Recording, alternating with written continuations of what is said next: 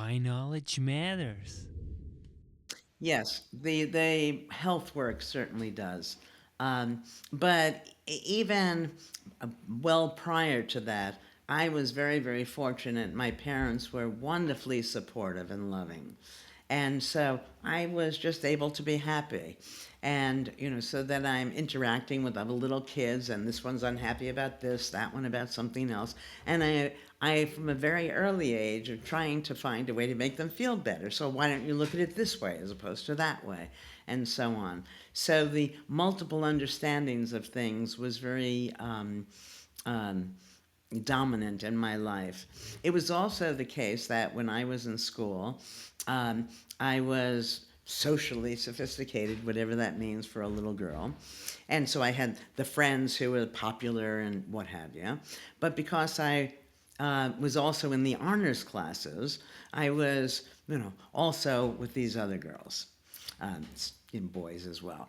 And they had very different views of things. And it was very interesting to me because one group would think only of this particular thing as being an advantage, and in the other group thinking that's a big disadvantage. So, I think that helped make me become more mindful. Now, my mother's bout with cancer was very important to all my health research. She had breast cancer, and it had metastasized to her pancreas. And you might know that that's the end game. All right. So everybody is expecting her to die. And then magically, it was gone. And the medical world couldn't explain it. And so I was going to spend the rest of my career trying to explain it, and I think that we have.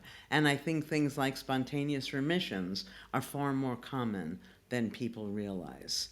Another thing from my past that's kind of fun that speaks to this mind-body unity, which both the story of my mother's death, life, and this other story speak to. So I was married when I was very young. I was 19 going on 40. And my then husband and I went to Paris for our honeymoon. And we go into this restaurant, and I order a mixed grill. And one of the items on the mixed grill was pancreas. I ask him, because he was more worldly than I, which of these is the pancreas. He points it out. And I'm eating everything else with gusto, but now comes the moment of truth, because now I'm a woman of the world. Can I get myself to eat the pancreas?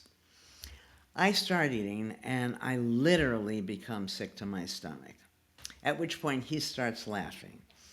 Why are you laughing? He said, because that's chicken. You ate the pancreas a while ago.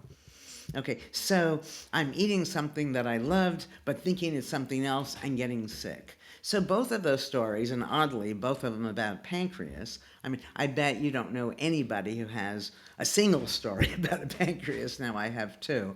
But both of them encourage me to think of the relationship between our thoughts and our physical well-being. That's why knowledge matters. Make your life a masterpiece. Visit now programs.d-ykm.com.